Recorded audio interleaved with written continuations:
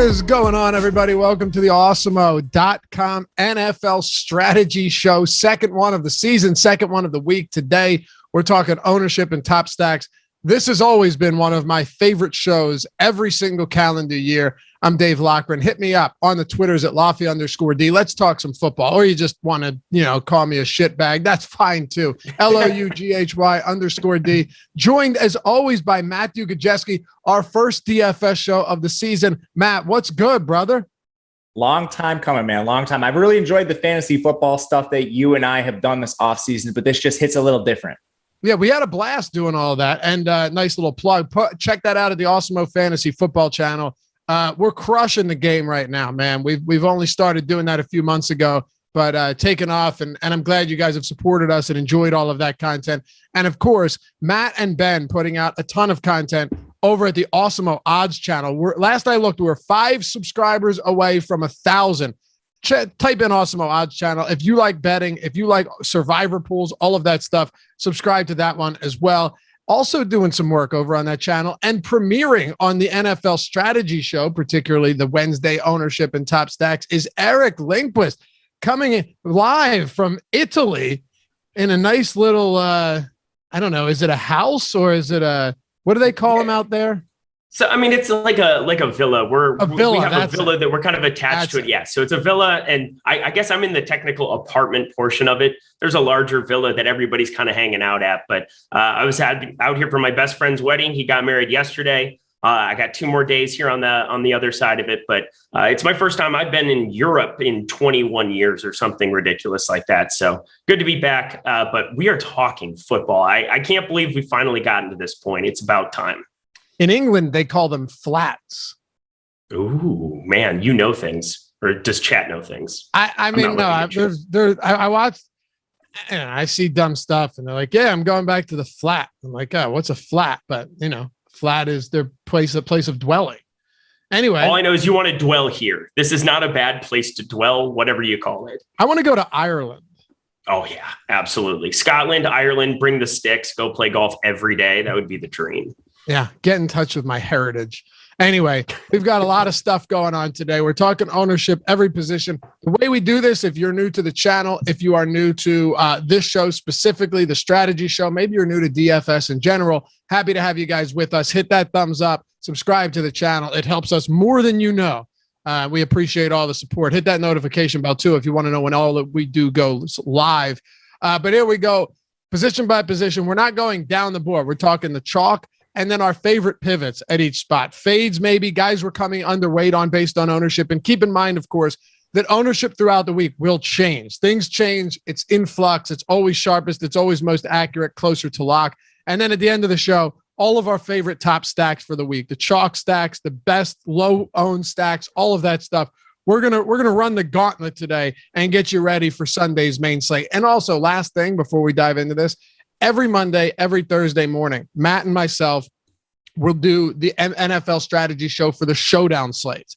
And we'll be joined by Alex Baker, former Chicago Bears player, who joined us last year. We had a great time. He'll be doing that on Mondays with us. And then you have the deeper dive and live before lock for showdown. So all of that, if you're looking for showdown stuff tomorrow, we're going to have a ton of that on the site, and also the matchups channel with Matt Savoca and myself for Sunday. All right, now that you know what's going on, let's dive into this. Let's kick it straight off. Matt, I'll start with you. And we'll do quarterbacks last because it's more appropriate when we're talking stacks. The top of the running back position is very interesting this week because a lot of times there are guys where I look at them and I go, I'm not necessarily thrilled that he's that high owned. Maybe I get away from him a little bit. But Alvin Kamara with no Michael Thomas, I know they won't be in New Orleans. They'll be playing at a neutral stadium because of Hurricane Ida. He's coming in at a lot of ownership, but you have to imagine he gets just an insane amount of opportunity. Christian McCaffrey at 20%. I'm going down the list here of our top few. Joe Mixon at 6,200 on DraftKings at 17%. Then you got Dalvin Cook against Cincinnati at 17%. Aaron Jones, Chris Carson, and Antonio Gibson, who you might say Antonio Gibson, tough matchup. Yes, but he's sub 6K. So I do find that there are a lot of good spots where a lot of bad matchups and really messed up pricing with someone like Gibson. But let's start with the top most expensive guys. I think you're running into a clear build right away. 3 of the top 4 most owned running backs are some of the most expensive backs. Yep. Kamara, McCaffrey, Cook. And I think part of the reason is, and we'll get to this later, is you just have so much value at receiver. You can talk like T. Higgins, Marquez, Callaway, but I think that's opening a lot of salary for people to just jam in these really expensive backs. And it makes sense. So it looks like you're going to have to really pick between them. And your decision between McCaffrey, Kamara, and Dalvin Cook could be a huge difference maker in what ultimately ends up happening with your lineups. So just between them, I'm always going to try to side towards some of these backs that have a little less ownership. So Dalvin Cook is someone that really stands out to me against Cincinnati. They're favored. That Cincinnati defense doesn't scare you at all. But ultimately, I think you're going to have one of these guys and then either a Mixon or an Aaron Jones rounding out most of your rosters. And big decision points are going to come from how you handle those backs. There's no question about it. And we can get into some potential pivots too, Eric, once we get to some lesser owned guys, some of them high price, some of them cheaper. But where do you stand on the Kamaras, the McCaffreys, the Mixons, the Cooks, and even the Antonio Gibsons? I'm throwing him in there as chalk because it is a weird spot. Not a good matchup against the Chargers, one of the lowest totals on the slate, not a particularly high implied total for Washington, hovering around 21.5 last I looked. But Antonio Gibson, who is expected to get more third down work this year as well, is 5,900 on DraftKings. So feel free to hit on a few of them. Yeah, I mean, I'll hit on just about everybody here down the line. Alvin Kamara, I would be shocked if he doesn't end up being the guy that everybody starts going to in massive quantities as we get closer to lock on Sunday. I feel like the ownership is probably about what it would be right now. But as people talk about this slate in general, Jameis Winston being there at quarterback as opposed to Taysom Hill, huge upgrade. No Michael Thomas, huge upgrade. Marquez, as good as Callaway could be, I feel like I still want to see him out there and see what that production is going to look like. It's not going to take anything away from Kamara. He's under 9K. I think he's clear and away going to be the guy that people are going to prioritize. Then the fun question becomes the McCaffrey, the Dalvin Cook. And I think there's arguments that can be made for both. The one thing I will say, though, is Christian McCaffrey. It seems as though it's just been a long time since he showed up. He's a little bit more expensive, $400 more. I don't really think we're going to need that money whatsoever. There's a lot of loose pricing at wide receiver. And so I think it's going to be very easy to do more Kamara and McCaffrey lineups going forward. As we get to some of these massive GPPs, I mean, a million entries on some DraftKings tournaments this week. I really got to think that you're going to be working your way down the board and trying to find similar upside, but it's just impossible to get away from in a cash build or anything where you're looking at security. Kamara and McCaffrey feel like clear and away the best for me. It's so crazy because you've got Kamara at $900 less expensive than McCaffrey on DraftKings. To me, just given the fact that McCaffrey, sure, is a better rusher and has a great matchup, Matt, but Alvin Kamara is going to be involved a lot. Not to mention, right? We can speak to this because I haven't heard it talked about all that much. Latavius Murray, who has actually been like Latavius Murray in the games that Kamara has missed over the last couple of years, has actually been very good, but he was released by the Saints. So I know that you're looking at a situation now where, all right, it's not like Kamara is going to go and rush for 1,500 yards this season. I don't anticipate that being the case. And then, of course, you have somebody like Tony Jones, who is likely going to be the number 2. But one, does Tony Jones get the same Latavius Murray workload that we saw from last year? Because Murray was averaging around 10 touches per game. Or does some of that voided work go to Kamara? Because if that's the case, Kamara, who finished as the RB1 last year in 15 games by a mile, could be even more appealing this year if he gets more work on the ground.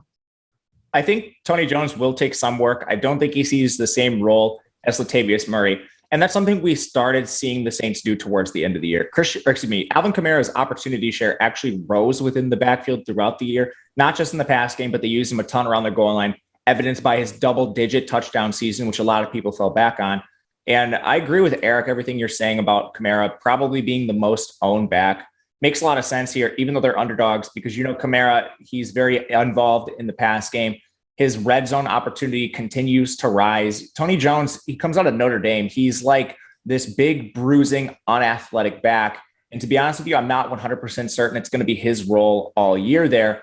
But ultimately, like Eric said, Jameis Winston playing helps all of this. Last year, you saw Kamara play about 10% of his snaps in the slot. You might see that even rise with Michael Thomas not in the picture too. I think he makes a lot of sense. The only chalk I'm really wrestling with a lot is Joe Mixon at 6,200. And you see him kind of in an suboptimal environment. They're implied for just north of 21 points. They're underdogs to the Vikings, but they continue to have issues on their offensive line. Like Jackson Carman, their second round pick, he didn't even make the starting unit. They listed him as a backup, which kind of, we saw that in the preseason. I thought they would end up starting him, but apparently his camp wasn't good enough to get that done. So can Mixon overcome some of the efficiency with raw volume? I think he can with Giovanni Bernard not being there anymore, but it's just kind of a risky situation for him to be the third most owned back at his price. Our boy Ben Rasa, excuse me, would say that they made a mistake not drafting Penny Sewell. Okay. I'm here. Yeah, I don't know. It just started. I heard Eric on my end. No, I'm not worried about. Yeah, I'm worried about the stream itself. Anyway, we're good. I think. So, what about James Robinson? I mean, his ownership, I'm almost certain that it's going to come up considerably from where it is right now at just shy of 7%. I can't imagine that is not the case. Facing the Houston Texans, who just traded Bradley Roby, by the way, they are just full out tank mode as they should be. James Robinson, as in one of the rare games, will be a favorite this year. Probably not again until they face Houston again. What do you think of him this week, Eric? And where do you think his ownership ends up settling at? I mean, James Robinson, we saw basically be a bell cow back there for Jacksonville. I mean, multiple opportunities of games of over 20 carries, decent enough receiving floor too, multiple games here. He seems like he was efficient in the passing game as well. Seemed to catch all of his targets there towards the back end of the season. That elevates a lot of his floor as well. I think 6,400, he's going to be intriguing. We have so many backs to be looking at. I don't know if I would say I automatically prioritize him against Houston. Plus, you get Trevor Lawrence in there. I got to be thinking they're going to be looking to get the ball in his hands and let him kind of grow a little bit here his rookie year and prioritize him in the passing game a little bit more than they did with Gardner Minshew, even though he had no issue slinging it around. I don't hate that play completely. We just got breaking news like 2 seconds ago that Ramondre Stevenson got hurt in practice, but he should be okay to play. Damian Harris is a guy that I've kind of had circled going up against Miami, 5,200. I know he's a little further down the board, but they're at the identical spot in ownership, around 7%. You start getting into some of these spots here where we're going to see injury news. There's a lot that's still left to break. I'm not sure how everything's going to be kind of sorted out with that. But just wanted to at least throw him out there because that happened all of 2 minutes ago. But James Robinson, don't mind it, but not my favorite spot. What about you, Matt? I think there's a ton of great pivot spots. Some of it will depend on injury news. Yeah, Clyde Edwards-Helaire is a guy that you and I have both been on all offseason. So it comes down to injury for Edwards-Helaire. And all of the rhetoric coming out of Chiefs camp and Andy Reid is that he's going to play, he's going to be fine. Seems like most of that injury news was precautionary. But we like Clyde Edwards-Helaire because of his attachment to Andy Reid in a Patrick Mahomes-led offense. Immense touchdown upside and touchdown regression to a guy that was really inefficient in the red zone last year. Really good pass catcher, caught out over 50 balls in his final season at LSU, so we know we can do that. And he's not the only one. You have bell cows down. And Matt, a completely retooled offensive line. Yeah, absolutely. It's completely redone. But he's not the only back down there that has feature back potential in low ownership, the 6K price range. You have Najee Harris. We already talked about Damian Harris and James Robinson. But there's a few other players down there. Like even if you want to go further, Miles Sanders is somebody who I think is going really, really under. Let's go. Let me hear it. Dude, let's just talk about that game for an hour. Can we do that?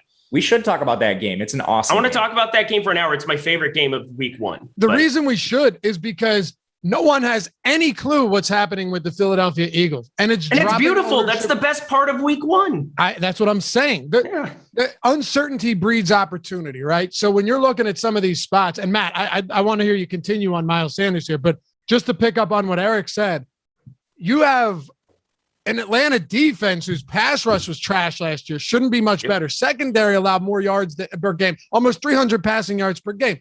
Shouldn't be all that much better. And the entire Philadelphia Eagles team is going essentially unowned. And Matt, pick back up where you left off. Miles Sanders getting no ownership. So many people are worried about Gainwell. So many people are worried about Scott. So many people just assume that they're going to be terrible. And guess what? They might be. But this offensive line is at least healthy again, and that makes him at least intriguing to me, even though people are going to talk shit that we're back on Miles Sanders. But go ahead. I mean, their offensive line is healthy. That's great. They're only 3-point underdogs to Atlanta in what I think is probably one of the most uncertain games in the week. Like, I wouldn't have been surprised if this opened 3 points in the other direction. And now you have a guy in Miles Sanders. Everyone expects him to get, like timeshare workload numbers with Gainwell and Boston Scott and all these backs. They treated Miles Sanders like their feature back in the preseason. This is a guy that was mostly on ice. It suggests to me that he has a large role coming into the year. And no, maybe it's not the Saquon Barkley, Christian McCaffrey role, but this game in particular, I think is going to score a lot of points. You have two terrible defenses on both sides. Neither team has a strong secondary. Pass rush on Philly is adequate, but getting worse year over year. There's a chance for points to get put up in this game. I actually like the over 48 overall. And if there's going to be a lot of points scored, I want pieces of the game. And Miles Sanders could be this really cheap bell cow type back you get from no ownership. My only worry about him, Eric, and I mentioned this on yesterday's show. Check it out. We do this every day of the week, by the way, all culminating in a 4-hour stream for Sunday, which hopefully you'll join us for. My only concern is that Miles Sanders, as a rookie, dropped 1.5% of passes. Okay, that's great. Great. He was phenomenal as a pass catcher. Last year, nobody dropped more passes in terms of nobody had a higher drop rate than Miles Sanders. This year, everyone said, man, the guy looks good on the ground. He's rushing the ball like an animal, breaking ankles, but he still has problems with drops. The only worry for me is that if this game does begin to legitimately shoot out, that Miles Sanders loses third down opportunities. And that's the one spot where if he doesn't lose them, you are golden at that ownership. If he does, it could get a little dicey in a shootout. But there's no ownership. Like there's legitimately none. So what I'm saying is where the risk comes in with somebody like Miles Sanders. Obviously, the no ownership mitigates a lot of that risk. Sure. Okay. And so that's kind of what it is. I mean, I'm obsessed with this game. I think I did a video about a month and a half ago and I kind of forgot about it. And it's amazing because I started researching this late yesterday and I was like, oh shit, this is still the best bet on the board, the over in this game. You're in a dome, you're getting a shootout, you have terrible defenses on both sides. And Miles Sanders, I mean, just the change in system breeds such an opportunity too, to get underutilized players that people just have preconceived notions. They have biases against. And Miles Sanders goes to the top of the page for me. Jalen Hurts going to be somebody who's going to be one of the most prioritized quarterbacks in my builds right out of the gate, somebody who has just the wrong rap about him. So I'm going to be invested in Miles Sanders a bunch here. I love that he's got more of an elevated price point. I feel like if he was sitting in the 40, the five, in the mid fives or something, he would be getting a ton of ownership. But because of the guys around him, James Robinson, of course, it would seem like people would rather play him here. It's more of a familiar play, but Miles Sanders, give me all of the unknowns that exist there. New offense, new situation, basically, even though it's the same team he's been with forever. I love Miles Sanders week one. And we'll talk about the passing attack once we get to wide receivers and tight ends. But Matt, what about Mike Davis on the other side? Any interest there? I think he's kind of a weird play because you have so much available salary. Like, do you take an uncertain play in Mike Davis and then really spend up at receiver? Or do you take some of these cheaper receivers like a T. Higgins and then pay up at running back? So I think this is a really interesting question. And I think most people are going to do the latter where they pay down at receiver and pay up at running back. I think that could give you a chance to roster some of these cheap backs and sort of flip the build for contrarian structure. So a guy like Mike Davis certainly fits that mold. We just talked about the Philly side of this game.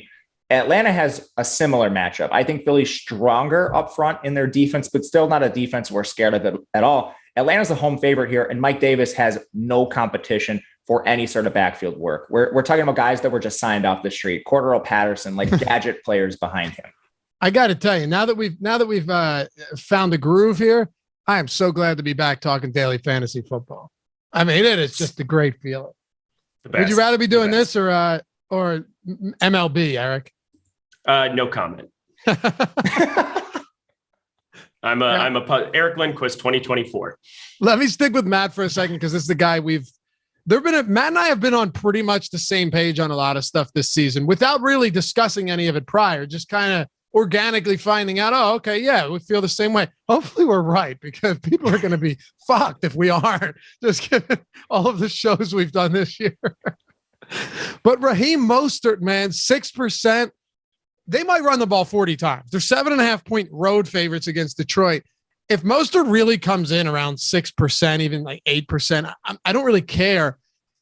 It just feels like one of those spots where if Raheem Mostert's healthy at this price, and I know he's not particularly cheap, but I'm almost willing to pay that for him because I do believe he is the starter on this team. I do believe the Lions while they've made some adjustments and some big overhauls on defense, are still going to struggle pretty extensively early on. And their offense is so bad that the ball should be in the hands of Garoppolo and Mostert and Sermon and Kittle and the offense for large stretches of this game and control time of possession. What are you thinking on the backfield for the Niners? I do like Mostert, and I think he kind of gives you an avenue to potentially exploit an edge in two ways. Similar to Mike Davis, you could flip the build in your roster construction, play a guy like Mostert just because people are doing the opposite. They're playing expensive backs, cheaper receivers. But I think he also offers you like a direct pivot off some of the expensive chalk options in this range, like a Joe Mixon or even an Antonio Gibson's coming in north of double-digit ownership. And Mostert gives you a chance to maybe exploit that. The only issue is you have to deal with Trey Sermon. So not only do you have to get, is he the right price back to target in this sort of construction, but is he the one that actually gets the production? Now, there's a lot to suggest that this could happen. I mean, they're over touchdown favorites over Detroit, suggest they'll be running the ball a lot. And this is a team we saw that was second overall in rushing efficiency in 2019. Last year, injuries derailed that a lot. We are suggesting that they get back to sort of that more efficient running style. I think you could have a situation where if all of the touchdowns go to one of these backs, they could be GPP winners. It's just going to be a little harder to predict, in my opinion, than maybe a ceiling game from like a Najee Harris, who can get there multiple ways. For a guy like Mostert, I think it needs to be through efficiency or touchdowns. The one thing I really like, the second in run play percentage in 2019 as well, when they were actually healthy. Dude, that should have been number one. Like Baltimore was number one because of Lamar Jackson. Yeah, exactly. Like they had Garoppolo. Exactly. And like a bunch of other quarterbacks like filling in, and they were still said the exact same thing in a video the other day. The only reason they were number one is because Lamar Jackson runs 15 times a game, for sure. Yeah. Okay, fair points. My thing is like Mostert does have breakaway potential. The guy is really, really fast. If he hits a hole, he's absolutely gone. He did it twice last year, and he only played like 6 games. I mentioned yesterday the 2 fastest runs of the year were Raheem Mostert, like 23 miles per hour. The guy can fly. But Eric, to pick up on what Matt said, what are you doing with a guy like Najee Harris against Buffalo?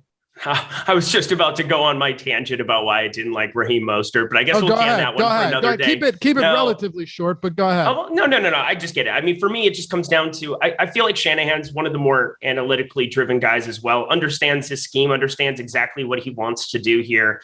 It seems like there is some regression that's going to be in store for Mostert. Yeah, he's really, really fast, but his yards rushing before contact, then his rushing yards after contact per rush here on the season, it's dropped every single time. I mean, he came out of the gate so hot. He was like emerging off the special teams unit, 3.5 in 2018, 2.2, 2019. Now it's 1.7. It seems like if his elusiveness is just kind of declining. Getting Trey Sermon in there, I think there's a lot of unknowns and it's really muddled. And I don't want to be dealing with that so much week one. I mean, sure, if he gets in the box twice, for 50, 60 yards, but I think we're going to have so many guys that have higher ceilings even than that. So I don't think we need to go crazy touchdown chasing with Raheem Mostert. I don't know if you guys feel the same way about that.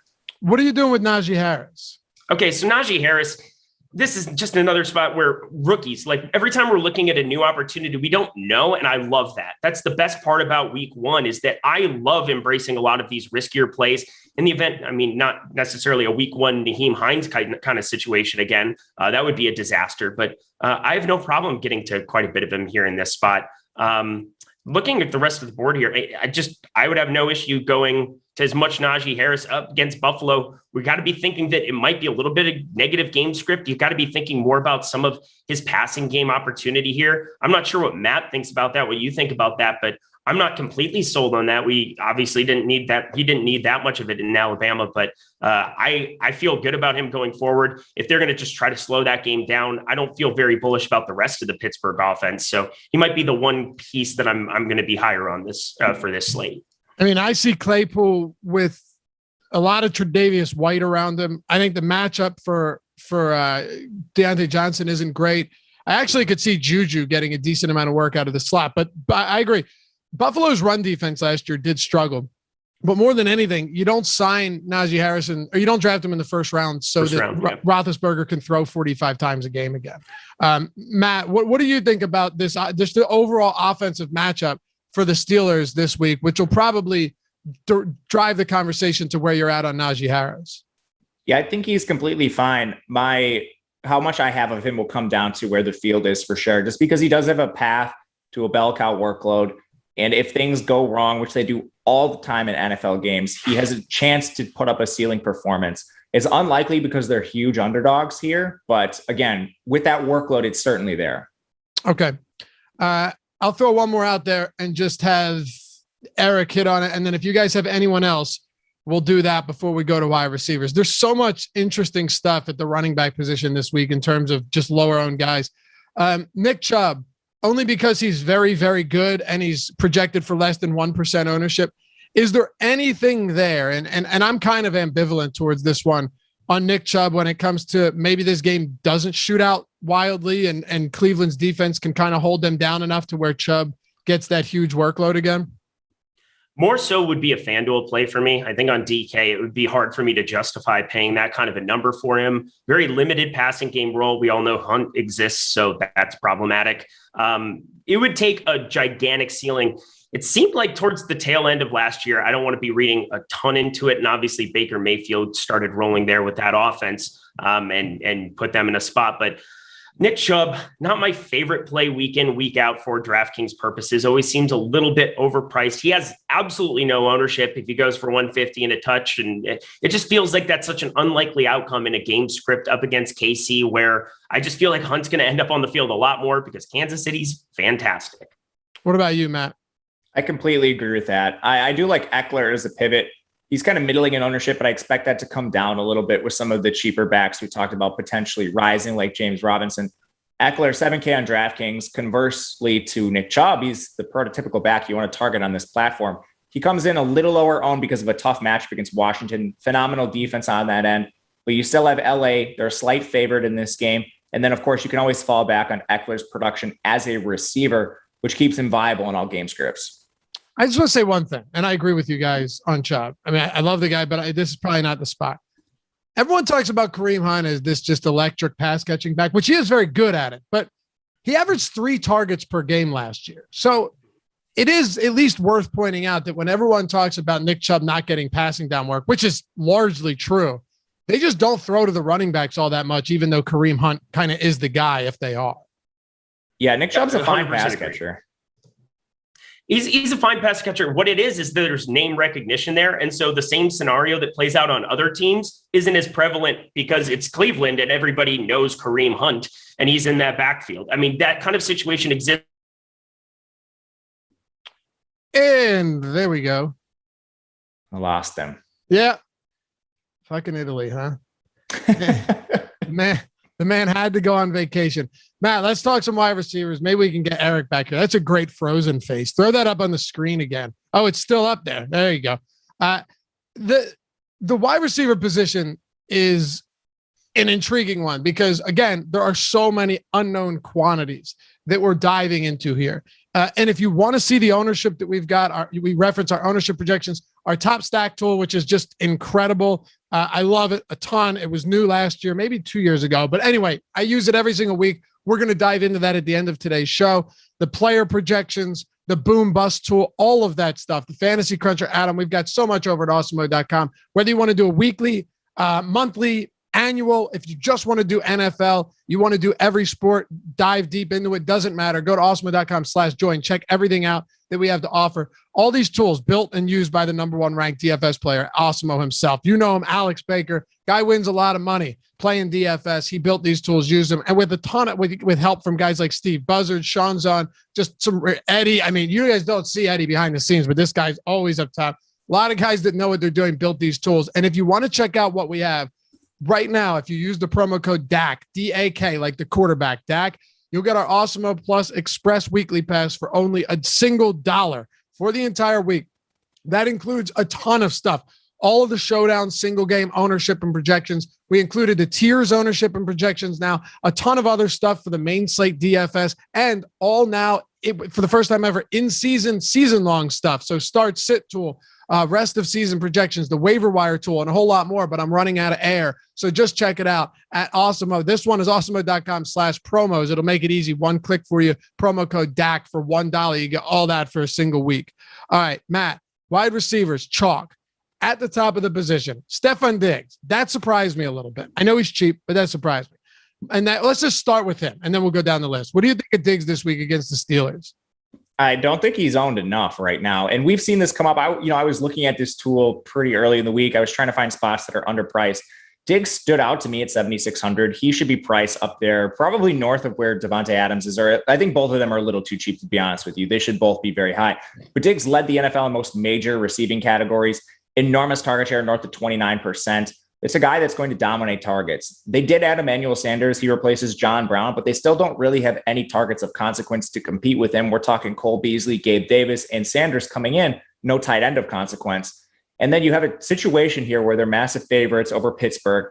In the preseason, this Buffalo team showed glimpses of going even pass heavier than they did last year. And if you remember in the playoffs down the stretch, this is a team that was throwing the ball not only at like the highest situation neutral pass rate in the NFL, but well above average here too. So we're just expecting tons of volume for this offense with Diggs operating as the clear alpha. Like 23% is high ownership, but I'm not sure it's enough. Interesting. Last year in week 14, in his lone matchup against the Steelers, Diggs was the wide receiver 1. And he was targeted 14 times, finished with 10 for 130 and a score. Eric, we're talking about wide receivers. Thank you for rejoining us here. The Stefon Diggs ownership is coming directly from his price point, as Matt pointed out. But then you've got another price point in Marquez Callaway coming in second in ownership. He's super cheap. The matchup absolutely sucks for him. But how much do you really need from Callaway to get where you got to go at that price? Almost minimum salary. At 3,400, potentially being the best wide receiver based on what we saw in the preseason, happy getting to that number on him. Makes every single build work pretty easily. I think he's going to be a staple of a lot of people's lineups. I think he's going to be a staple of cash games this week.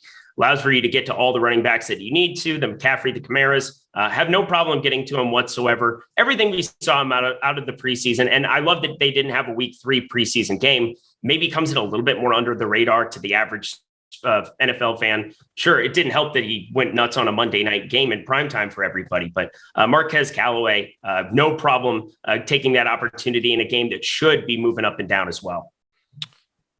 All right. Now, Matt, this is where it gets interesting. You've got guys like T. Higgins and Marvin Jones, guys that aren't particularly expensive, but we saw a lot of Marvin Jones hype in the preseason. T. Higgins, of course, coming off his first year where he was on pace for well over 1,000 yards had Joe Burrow finish the season. What do you think of these two guys getting, what do we got, 20% ownership on Higgins and 17% on Marvin Jones right now? Yeah, so for Higgins, I think he's a proven commodity in an offense we know is going to throw the ball a ton. Marvin Jones, I don't think it's certain that he's the wide receiver 1 in this offense. You're talking about Chenault. We'll see how Chark looks as far as his status heading into the game. But I think especially at the top with Higgins, you're dealing with the clear number 1 right now. There's rumors that Jamar Chase is going to split time with Auden Tate. With a guy like Marvin Jones in Jacksonville, you just don't have that clarity. It's a situation I like. He's extremely cheap. And I think you could compare him closer to Callaway because they're a little more, similar in price there. Callaway, I would say, is pretty much the de facto number 1 at this point for this offense, where you have a guy in Marvin Jones. He's been proven, he's steady, but I don't know if the volume is going to be there for him compared to like a Callaway. And I saw someone in the chat talking about like Jair Alexander is going to erase Marquez Callaway. I don't necessarily know that's true. They like to move their receivers around the formation a lot and use like multiple personnel. So like we talk about this a lot, the shadow coverages. There's not very many true shadow situations where you have a corner covering a receiver every single play. If they truly view Marquez Callaway as the number 1 option, the Saints have a long history of this, putting Michael Thomas in the slot, doing this and that. And Callaway moved in and out of the slot in the preseason. He was mainly boundary, but if they want to get him the ball, they'll move him away from Alexander. You would certainly think that they would do everything they can to get him away from at least at some points, because otherwise the offense is going to stall out. Hell, it might go ahead. Matt. Like these teams play man, they play zone. If they're in zone coverage and you run Callaway across the formation in a motion, he's not on him anymore. Like There's so many things that happen in an NFL game, making shadow coverage kind of just something that's not even worth looking at. Okay. Yeah. And I think the one that stands out to me is Davante Adams at 18.6%, because the New Orleans Saints secondary for the past few years, Eric, has been good, but they lost pieces this year. That is the reason they just signed Bradley Roby to come over. He's already suspended for week 1. So even if he was able to play to get suited up in time, that wouldn't be the case. Davante Adams is just so absurdly good with such a high target share on a team that sure brought Randall Cobb in, but Amari Rodgers doesn't even look like he'll be on the field at all. And then someone like Robert Tonyan was phenomenal, but just because he had a massive touchdown, because he caught touchdowns on 1 of every 5 passes. So it just feels like Davante Adams once again becomes, and I know he's expensive, but one of, if not once again, the safest option out there at the wide receiver position. Not just safe, but crazy upside. And if you want to just get your build started in a crazy way, just or in a different way, not crazy whatsoever, just get down on running back and pay up for wide receiver. It tends to be that way about every single week of the general NFL season. And then Davante Adams, Stefon Diggs, these guys always end up being a little bit lower owned. People prioritize the safety of getting running back touches and getting passing game work for the McCaffreys and the Kamaras. And I think that makes a lot of sense. You should have exposure to those guys. But a guy like Davante Adams coming off of 18 touchdowns, his red zone role is really kind of the thing. It seems like him and Aaron Rodgers, they just kind of have that rapport. We know Aaron Rodgers is a selfish dude who doesn't like to hand the ball off to Aaron Jones in the red zone either. That's just the way that football works in Green Bay. You know that. You're laughing because it's true, Matt. And it works. I mean, oh yeah, he's frustratingly, annoyingly fucking good. No team threw more at the goal line or in the red zone than the Packers last year. But Matt, Davante Adams had 11 goal line targets, 11 goal line targets, and led the league in red zone targets. Yeah, I mean, Packers fans really frustrated with this regime from like a team building standpoint. But if you're playing DFS, you love everything they're doing as far as Adams goes. Like they don't have any competition to him. None. No. Nobody. You're right. You're right. People are pissed off, but for us, I mean, you don't just have a concentrated offense here. You have a clear alpha that every week is seeing at least like 30% of targets. 8.2 receptions per game last year. 77.2% catch percentage. They're coming. I mean, he's getting downfield. They're accurate. It's such a no-brainer spot. And if you're going to be playing a bunch of Kamara and Callaway like you should be, why wouldn't we just put a bunch of Adams into the mix too? I don't see why you wouldn't. I actually think he should be higher owned than he is, to be honest with you. He will be higher owned than what he is. I would be shocked if he was under 25%. 34% target share last year, 42% target share in the red zone. What? That good? Would you rather throw to him or Marquez Valdes-Scantling? Yeah, right. Didn't he get cut? No, it was Equanimus that got cut, right? Yeah, Rip City. Equanimous St. Brown. Yes, he did. Now you got his brother, though, in Detroit. Well, that's going to be a headache this year. Yeah, it certainly is. I want to talk about another game. You know, we spend some time. Well, you know what? Let's actually wait till we get to top stacks. I'll ask you guys if you have any pivots here at wide receiver, because I want to spend a little bit of time on a few of these games once we get to the stacks. And make it a little bit easier on ourselves. You guys have any, Matt, you have any low-owned guys? Like, to me, Devontae Smith, I'll go right back to it, the complete unknown there at no ownership and a super cheap price point. I'll take that risk. What about you? Where are some spots you're willing to take that risk based on ownership? Yeah, there's a lot of, I think, direct pivot points off some of the chalk in pretty good game environments overall. Like a game that's not getting a ton of ownership, Seattle, Indianapolis. There's a couple things you really like with the Seattle pass catchers. Not only are they changing offensive schemes, they're expected to go a little more up-tempo, a little more passivity. We'll see if Pete Carroll can allow that. I'm not sure his blood pressure will handle it. But in that passing game, you like the options in DK Metcalf and Lockett, not only because of those changes, but their target distribution is very narrow. So we talk about this with teams like Minnesota, teams like Seattle. They don't necessarily have to throw as much as the Kansas City Chiefs for these players to hit value because their target distribution is so narrow. When they do throw, most of it's going to DK. Most of it's going to Tyler Lockett.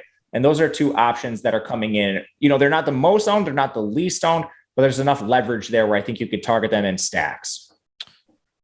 It's a good point. And I mean, I hate drafting Tyler Lockett for season-long stuff. I hate it because unless it's even in best ball, I hate it because with Tyler Lockett, you get 3 huge games a year where he's like the wide receiver 1, and then he just disappears for so many different weeks. But in DFS, if you're looking to get that huge week, somebody like Tyler Lockett can always do it. He won milli makers for people last year. Eric, any lower owned guys, they can be expensive, cheap, mid range, doesn't matter, that you like at wide receiver? Yeah, so if we want to talk about a Callaway pivot, your boy Jalen Reagor is somebody that I have a ton of interest in as well. Coming off of a lost season, completely lost season. Arizona State, of course, I'm a Viking fan. Thank you so much for taking him instead of Justin Jefferson. I think that's going to work out pretty well for me. Maybe you guys will win a playoff game at some point. I hate you so much. Jalen Reagor, 3,700. So many unknowns. He's basically a rookie coming into this situation. Please stop talking. I can't with you. So Jalen Reagor. Eagles, I was actually out in California on the beach when the Eagles trashed them in 17 to win the Super Bowl. I'm sorry. Go ahead. I'm sorry. Yeah. This is your. I'm going to pretend to be frozen like I was yesterday for Craig and just not talk anymore. Jalen Reagor coming out of Arizona State. I think that there's still some potential there in a great game environment. 3,700, the risk is basically nothing here, sitting around 5%. And I think that's about right. I'm happy to get over top of that. And just somebody that if you're not going to play Callaway and you're trying to identify stacks and games, that's kind of the first guy that I'm looking at. Matt, last one here. You talked about that Indy-Seattle game. Somebody that I've been intrigued by all year long. Could be great, could be a bust. Who the hell knows? Michael Pittman Jr. What about Pittman Jr. at 4,100 on the other side of that Seattle game? For sure. They're projected to throw. They're not favored in the game. That 50-point total. Hopefully Wentz can get everything together and play in this game. And Pittman should be their alpha with T.Y. Hilton hurt. So there's it at 4,100. He's a pivot off basically all the cheap players at 6% ownership. I think he's a very nice look at, and he doesn't have that name recognition either. Like I think Tyler Boyd's another good pivot in that sort of range. I think he's a great pivot off T. Higgins, who's a little cheaper than him. He's a good pivot off Chenault, but everyone knows Tyler Boyd. So that's a reason why I like Michael Pittman a lot down there. The game environment's still good game environment for throwing the ball. And the last guy I want to mention for a pivot is just Keenan Allen. 3.5% ownership for just like a straight up alpha in this league seems a little ridiculous. And to be clear, Eric, I am still torn up overtaking Jalen Reagor ahead of Justin Jefferson. As you should be. 1,400-yard season, 400-yard season, same thing. Can I ask you guys a question before we change? Same result. I can't with that. Go ahead, Matt. I was trying to I know. to just settle it. You were being nice going. And then you just came back. You were mean again. It's fine. Go ahead, Matt. There's one guy I want to get your guys' take on because I'm kind of wrestling with him back and forth. Great game environment in the Kansas City game, excuse me. On Cleveland, Odell Beckham. I know you love you some OBJ. No. Why not? Because he might just not be good anymore. And he's got the name recognition. And I guarantee you, as we get closer to that game, if people are looking for run backs, he's going to be somebody that gets clicked on. I mean, he's 5,400. Again, we have early runs of ownership. A lot is about to change. I would be all right getting to more Jarvis Landry just from a volume standpoint, somebody that could see a bunch of targets, catch a bunch of balls. Odell Beckham, you need the big plays. And I just think there's better places to go on this slate. I feel like these game stacks for this game is not going to be as high owned as you think because of the pricing on Kansas City. Maybe it will. I love that. I love that's what makes it a fun spot to go to. And sure, people are still going to play Mahomes and Kelce. That's not going to change. And so the easy guy to plug in with them, Jarvis Landry is just overpriced a little bit at $6,000 comparatively. Both of them getting absolutely no ownership. We know Cleveland, if they want, they're going to try to run the ball and they're probably going to be unsuccessful because they'll have to play catch up. So maybe Odell Beckham isn't the worst thing. I know. I don't know what to say about we've had how many preseasons where Odell Beckham looks great in preseason and nothing happens. So I think maybe I've just been burned enough times. He's at 1,000 yards receiving and every year he wasn't hurt. Well, it's been a while since the not hurt part. Here's the one 2 years ago he did. Yeah, I know. But last year I hate him. He hasn't been great since he came to Cleveland. And I think if he was still with Eli Manning and Eli Manning was, say 5 years younger, we'd be all over this. But there's something about this Cleveland team. Here's the thing though. If you dig into it a little bit further, no one really outside of, I think, Kenny Golladay over the last 2 years has had a higher deep ball route or deep ball percentage and targeted deep balls than Odell Beckham. It's just Baker Mayfield has been so bad on him. He did improve last year, but 2019, he was so bad. that he couldn't hit Odell Beckham on. But Kevin Stefanski has said he wants to open the offense up more. He thought Baker Mayfield was good last year, but could have been better. And they had a COVID-shortened, training camp, OTAs, offseason, all of that stuff. First-year head coach with the quarterback. Now you go into year 2. They had a successful year 1. But Odell Beckham being back, I think the one thing I enjoy about him, or I am intrigued by when it comes to Odell Beckham, is there's no way they don't try and get him the ball deep downfield. And if that's the case, a guy who can produce all over the field, hell, even in the run game, we saw it against Cleveland last year, Dallas. I do think the ceiling is still there with Beckham, Matt. So that's what I would say about Beckham. It's super sketchy, but if they're going to continue to target him downfield as often as they have in his first 2 years with Cleveland, I think you could take some shots at little ownership. Yeah, I mean, for as inefficient as he's been, huge target share, huge air yard share, I think that for me in particular, and I've been on the fence about this, so thanks, Eric, and thanks, Loughy. I'm glad you guys gave me your take. I want to watch this ownership number closely, because if Eric's right and people are trying to stack the Chiefs and Beckham naturally gets some ownership as the preferred run back, I don't think I'll be playing a lot of him. But conversely, if the Chiefs end up under-owned for price reasons or for whatever reasons they're not running run backs, I think I will probably get to more Beckham. All right. Let's hit on tight ends quickly. And I should point out, too, that if you go over to @Awesemo_com on Twitter, we got a giveaway, $1,000 Awesemo Plus annual pass, all sports, not just NFL. All you have to do is follow the directions on the graphic, predict who is going to throw more yards between Dak and Brady on Thursday Night Football. Follow our Awesemo accounts, and then I think like and retweet. I'm not sure. Just check it out. It's $1,000 value. All you have to do is get that one answer right, and you're in the running, which for $1,000 value, it takes 2 seconds of your time. So head over there. While you're at it, follow Eric at Eric Lindquist. Follow Matt at Matt_Gajewski. Myself at Loughy_D, LOUGHY_D. Okay, so tight end. This is a weird position, Eric. You have Kittle, Kelce, and Kyle Pitts getting the bulk of ownership. Kelce is just way more expensive than everybody else. Kittle's at a fine price, but with Ayuk and Debo and a run-heavy approach, I do think this is a spot that needs to be discussed. And then you have Hawkinson coming in at around 10%. Hopefully you're getting some garbage time and just a lot of scared passes from Jared Goff to TJ Hawkinson. What are we doing at the top of the position from an ownership standpoint? All right. From an ownership perspective, if Kelce's going to come in at 15%, you just play a ton of Travis Kelce. I don't see any reason that you wouldn't at that number. If you were to get up to around 25, 30%, we can start having that conversation. But I think we're going to have enough. There already is enough value. I mean, the wide receiver position sets up so nicely to be able to pay down in some spots. I didn't even bring up Corey Davis under 5K. Shame on me. I would have loved to give Matt's take on him, but we are on to tight end, 8,300 for him. I love when players get priced up beyond everybody else. It at least kind of reduces the ownership when in GPPs, you're just trying to accumulate the most fantasy points. And there's no question for me, Travis Kelce has proven time and time again to be the guy who just gets it done at the position. George Kittle, I'm always going to have concerns just with Shanahan and the ability that they have to run the ball. And they're going to just continue to do that at will. And we saw George Kittle have some nice spike weeks, but he's going to be consistent as long as he stays healthy here as well, but not somebody that I want to go nuts with. Kyle Pitts is the guy who sticks out the most. And I know he's they're all three of those guys are tied around in terms of ownership, but Kyle Pitts, 4,400 for a dude who's a glorified wide receiver, 6'6", 4'4", 440, absolutely everything you want out of a tight end here. That game is just so electric to me, and it's going way, way under owned at the moment. So Kyle Pitts at 4,400 will probably be the tight end I get to the most. Are you buying the week 1 Pitts hype at this price, Matt? Yeah, for sure. I think as far as upside goes and upside alone, who are the players on a week-to-week basis that have a reasonable expectation of chasing Kelce, chasing Kittle? There's only one. It's Pitts. I don't think Hawkinson can do it. That offense is too inefficient. Hawkinson's not as dynamic as a player. He's primarily playing in line.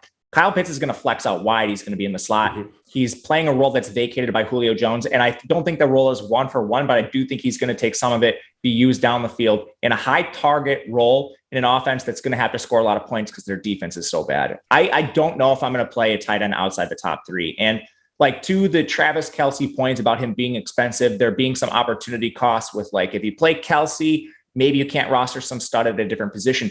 The difference at tight end is you cannot replicate that production. Going cheap at tight end outside of Pitts, if you play guys like Fant or Logan Thomas? What are the chances they actually put up that 30-score week, that Travis Kelce operating as basically a wide receiver one at the position? It just can't happen. Whereas at wide receiver, you could play a T. Higgins and you could see a ceiling game. But at tight end, it just doesn't occur. Absolutely. And just one thing, Anthony Marcus says, and what's up, Anthony? Did we forget that he tore his ACL last year? He was speaking about OBJ. Matt, your response was very appropriate and something I've talked about a lot as well. Said, no, I also didn't forget about the advancements in modern medicine. It's true. ACL surgery and treatment over I think it was like 2016, they came up with a new approach to treat ACL and to repair ACLs. You got guys coming back pretty quickly. I mean, Courtland Sutton is back and he has looked totally fine. We'll see. We'll see once we get there, but he has two teammates that tore their ACL and they are still all-star caliber players. You know, one of them that went to the Pro Bowl the very next year and another one that had like 11 sacks the year he returned from an ACL. So is it something to talk about? There's no doubt about it. Sure. But is it something where you just expect their career to be over? No, not at all. And I know Adrian Peterson was a freak, but I'll never forget that season where he returned for a 2,000-yard year. And I was drafting him in the 4th round of fantasy leagues because everyone was terrified because he tore his ACL. Dude, no ACL is the same. Like Amari Rodgers, a lot of people don't follow college as closely as I do, but he tore his ACL in the spring game and he was playing week 1 for Clemson. Like, and it's not all the same. Like you have players with ACL tears that end up having like multi-year recoveries. Players like Bryce Love or someone who destroys his knee in college, he's never playing again. Like we don't know with Beckham, and I don't think that's a reason to fade him. Okay. So I'm with you guys. I won't even add much to tight end outside of saying that I do think there are going to be periods early in the season where George Kittle is slept on because recency bias is a thing. And last year when he was healthy, there were a bunch of touchdowns that would have been ruled touchdowns that were called back on offensive holding and just stupid stuff. But he is still somebody that has a gigantic ceiling. I mean, Kittle, I won't say he's never going to give you the same consistency as Travis Kelce, but from a ceiling perspective, this guy is absurd. I mean, against Philly last year, he caught 15 of 15 passes for 183 yards and a score. And who was his quarterback? Wasn't it the third stringer for Philly in the preseason this year, Matt? Mullins. Oh, Mullins. That's right. Yeah, I think it was Nick Mullins. If it wasn't him, it was like CJ Beathard. Yeah, that's what I thought. I think it was both of them, as a matter of fact, because they switched out. They had a Monday night. He got benched halfway through, and they kind of like went back and forth, and it was good times, fun, really fun. And George Kittle's chemistry with Garoppolo has been off the charts. So he had 200 yards and a half. Yeah, but George Kittle is almost like he's a product. His problem is that he's so good at run blocking that he's almost penalized for it from a production standpoint. Like, I don't think so. He's on the field for every snap. Yeah, I know, but I'm saying that they utilize him so well and he's so good at it that he's just a team-centric dude as well. It's hard for me. George Kittle compared to the other two in terms of upside, it feels like the ceiling's just a little capped on him in that offense at this point in time. It's different than it was 2 years ago. I agree with you. I just think there's going to be weeks where George Kittle still, like, all I'm saying is I think there are still going to be those massive George Kittle weeks, and we're going to want to be there for him. Mm-hmm. That's all. My question to you guys at tight end is, what has to happen for one of these top three not to be the leading scorer, and who's most likely for it to be? I don't know. Like, who else is there? Anthony Ferkser? That's the answer, I think. I don't. I think he's going to be in a timeshare blocking, or with blockers, not blocking himself. I think the most likely answer is Logan Thomas, because he's on the field for every single play. They should see an uptick in both volume and efficiency with Fitzpatrick. But again, how often does this happen? Like, I would say under 10% of the time, easy. I don't see many outs here at all. I think the path to having another tight end is just the other three fail and don't go for 22 plus or something, and you pay down underneath 3,200 and you just play a cheaper dude. Yeah, but you need three players that have target shares north of 20 to 25% for that to happen. Like, three different. It's not like it's Kelce on the slate by himself, and if Kelce fails, a cheap tight end gets there. Like, Pitts probably has a target share north of 20%. He is to fail. Kelce is going to be upwards of 30% with that narrow distribution of targets. Kittle's is a little more volatile, but he's going to be north of 20 for sure. And even if you look at, say, Hawkinson from last year, He was the tight end 5. Basically, he was essentially tied with Logan Thomas and Robert Tonyan as the tight end 3 for the entire season. Never had a single game above 16 DraftKings points. That's crazy. It's crazy, right? Tight end 3 didn't have a single game above 16 DraftKings points. It just goes to show you the disparity in the strength of these positions. He finished with 175 fantasy points on the year, PPR format. Travis Kelce was at 312. Darren Waller was at 280. If you throw Kittle in there and he plays a full season with Garoppolo, he's probably up there around 260, 270 as well. There's just a clear distinction between those guys and everybody else. So tight end 3, tight end 4, tight end 5 doesn't really mean much in comparison to the guys up top. It's not the same as the other positions. It just isn't at all. I agree. And hey, we are almost at 100 likes. Appreciate you guys. You already knew that, for hanging out. Almost there.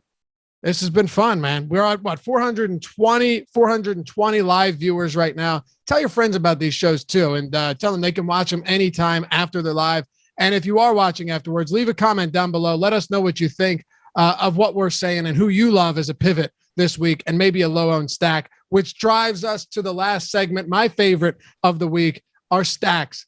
Top stack probability. You can check it out in the top stack tool. We have that. You have the projected ownership of the quarterbacks. You have the value, leverage, all that stuff. Top stack probability. Kansas City at 22%. Mahomes is projected for 5% ownership. Okay. There's a huge gap there. Buffalo second at 15%. Then Arizona, Green Bay, Atlanta, and Seattle. All of those last 4, Arizona, Green Bay, Atlanta, and Seattle, Eric, are basically grouped in that 7% range. But where are you at on Kansas City and Buffalo, first of all? Okay, so it's hard to not. The more you look at the way top players are playing now, is they're spreading around a lot of quarterbacks. It seems like even just talking with Steve Buzzard, I had the opportunity to hang out with him at a couple live finals that Rinpack, invited me to, and just talking with him about his process of quarterbacks. And I love getting to Mahomes. I love getting to Josh Allen. That should be no surprise to anybody in this spot. Really, it just comes down to trying to get unique with different combinations of them that it's going to be hard for me to get away from anything Stefon Diggs. It's so reliant there. I think Mahomes becomes the easier one. There are some more unknowns, I think, either Robinson and just Hardman. We've tried to make a thing for years and years here. And I think we're going to get some of those random spike weeks from him too, because of Patrick Mahomes being the guy. I think that both of them are about appropriate. Like on this slate, it's large enough that you can kind of spread it out. It falls off a cliff really quickly in the top stacks, and Arizona kind of being third there. I would much rather just look to Green Bay, and it pains me to say it, but Aaron Rodgers and Davante Adams, that's going to be a priority if they're going to come in underutilized on this slate for sure. Matt, there's a guy that you've been talking about since we did our first mock draft back in like June, and you said, I want this guy late in drafts on Underdog, best ball drafts. His name was Byron Pringle, and it has appeared that all throughout camp and preseason, this guy continues to rise ahead of everyone else in the ranks, behind Tyreek Hill, obviously, and Travis Kelce. Is there an argument to be made that maybe Pringle could be that minimum salary pivot off of a Hardman or off of one of these other guys in Kansas City to get that full stack in with a run back, with a Cleveland run back, obviously? I would say in large field tournaments only, because you have Callaway cheap, you have a couple of near min-price receivers. Like, you just don't need to do it. Even in small field tournaments, like in small field tournaments, I want to be closer to the chalk. Obviously, in like your Millie Maker and stuff, that's the situation where this makes more sense. But for Pringle, it's hard because Kansas City runs a lot of weird personnel stuff. They'll use a fullback at times, as we've seen. They'll use 2 tight ends a lot with guys like Bell and Bayless. So they don't always have a third wide receiver on the field. And then when they do, it's going to be split between the likes of Demarcus Robinson, Mecole Hardman, Pringle. So a lot has to go his way. He has to be on the field. And then when he's on the field, he has to actually receive the opportunity. So it's a large field tournament only play for me. But I think Pringle is an interesting name. I want to get your guys' take on a game that I love. Matt, I'll stick with you for a second. Tennessee and Arizona, to me, just seems to be vastly overlooked in some spots, not all spots, but in some spots. Last year, and I won't go over this because I touched on it yesterday. I won't read them all off, but just go look at the actual game totals, like the actual results, final totals between Tennessee Titans games. They're insane. Like Many of them were in the 70s, tons of them in the high 60s. There were some insane shootouts, Matt, between Tennessee and their opponents, which is always interesting to me because they have a good, efficient offense, a concentrated offense, no less, between A.J. Brown, Derrick Henry, and presumably Julio Jones. And then on the other side, sure, there's a couple more question marks. And yes, Kyler Murray can run, but DeAndre Hopkins is a stud. You will have some cheaper guys that you could scatter in there. And it just seems like a very interesting game from a perspective of, if this game saw 70 total points, I wouldn't even be remotely surprised. I agree. And part of it comes down to like, what does Tennessee have on defense that we're scared of? I love the addition of Bud Dupree. Jeffrey Simmons is a guy that they drafted injured, who's actually performed pretty well for them. He was like a top 10 level talent, but he fell because of injury. But then in their secondary, like Kevin Byard's great. But then what do they have at corner? They lost to Dory Jackson. Christian Fulton's a second-year player out of LSU. They're expecting a lot from him. They signed Janoris Jenkins, who has bounced around repeatedly now. They have Caleb Farley, but he's going to have to take a leap forward after he was basically injured for the last 2 seasons of his college career. The Tennessee Titans secondary, I don't think is anything that we can just write home about right now. And then on the other side for Arizona, we have a team we know wants to be pass heavy. They want to run these 4 wide receiver sets. You have affordable pass catchers at every single level of pricing. You have DeAndre Hopkins if you want to pivot away from like Adams or Diggs or some of these studs. And like their efficiency plummeted when Kyler Murray got hurt last year. And Kyler Murray didn't miss a lot of games, but I believe it was week 13 or 12 or 13 where he suffered a shoulder injury. And then their season just tanked. Their efficiency tanked, their points per game tanked. With Tennessee, like you mentioned, the addition of Julio Jones, they're going to score. If Arizona can keep this close and keep points on the board, I think it's a sneaky shootout situation where you could take a look at both sides. What about you, Eric? Yeah, I think the other nice and underrated thing is not having Corey Davis in there as well. It becomes a little bit more clear cut. Julio Jones, A.J. Brown, move on with your day. It becomes Davis, who was actually good last year in this offense.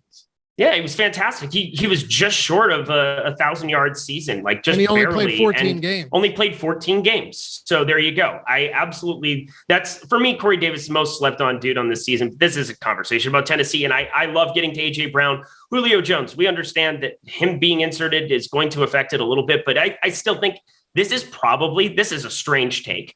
But I think it's better for A.J. Brown to have Julio out there than it was for Corey Davis. I think A.J. Brown could be a guy that just reaps a lot of benefits, and Julio Jones is going to get a lot of attention. Corey Davis was almost a beneficiary of the attention that A.J. Brown got, but it's going to be difficult for both of them there. I think they can both succeed in this spot. Derrick Henry is going to affect both of them, but I'm right there with you going up against Arizona. I'm not enthralled with anything they have going. Tennessee's defense is going to continue to be terrible. We talked about that pretty much this entire offseason.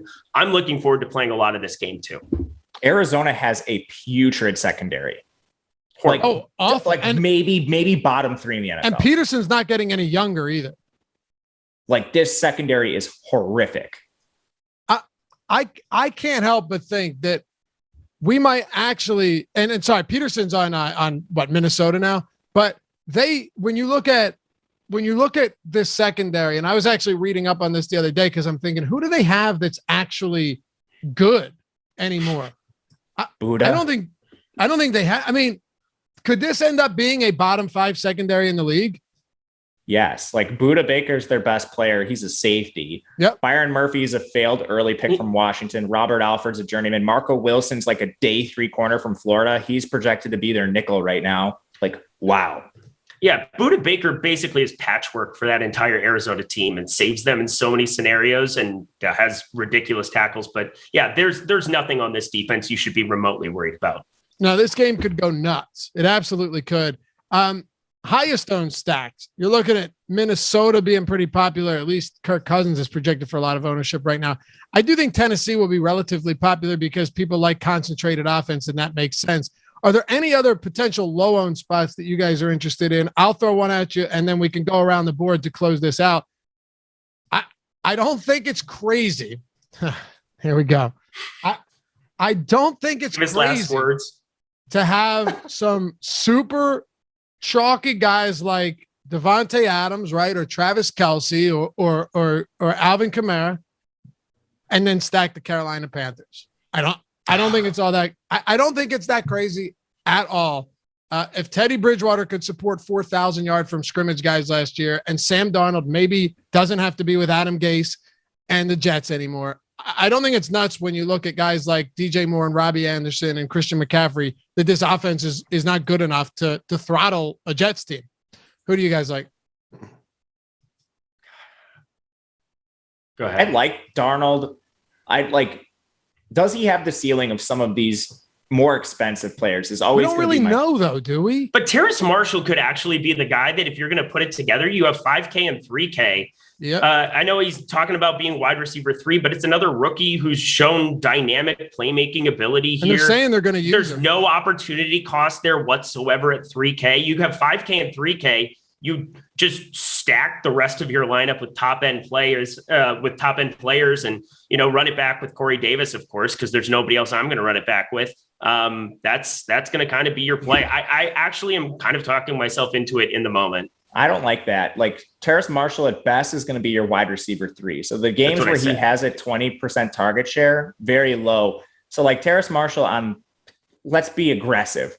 The 8 targets he receives in an aggressive situation. Sure, he pays off 3K, but does he have a target ceiling similar to some other players? And I know you're jamming in studs, but how many times does that game occur, first of all? And then when it does, when does he hit his ceiling outcome?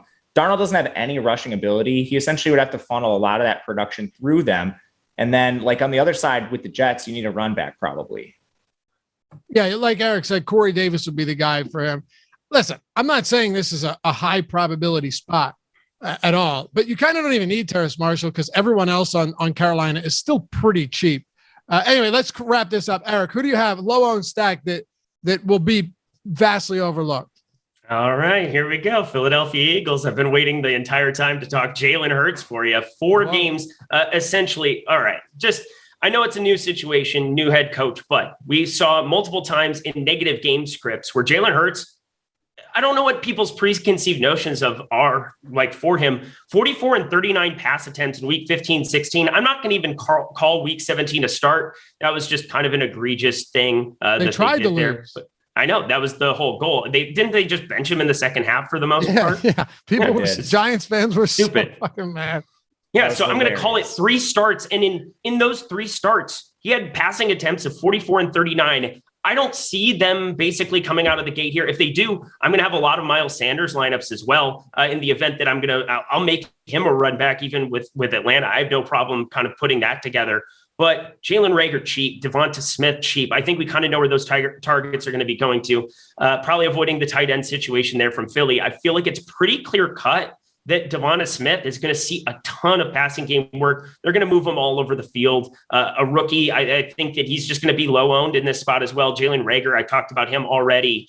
I just think going back and forth, and then Matt Ryan, 4th most pass attempts last season for the Atlanta Falcons. They are just a pass first team. They always will be. And it's such a condensed situation now. It is so easy to understand that all the upside is going to be going towards Calvin Ridley and Kyle Pitts. So I feel like it's one of the easier games to piece together. And specifically, if you're looking for a low owned side of it, get to the Jalen Hurts side.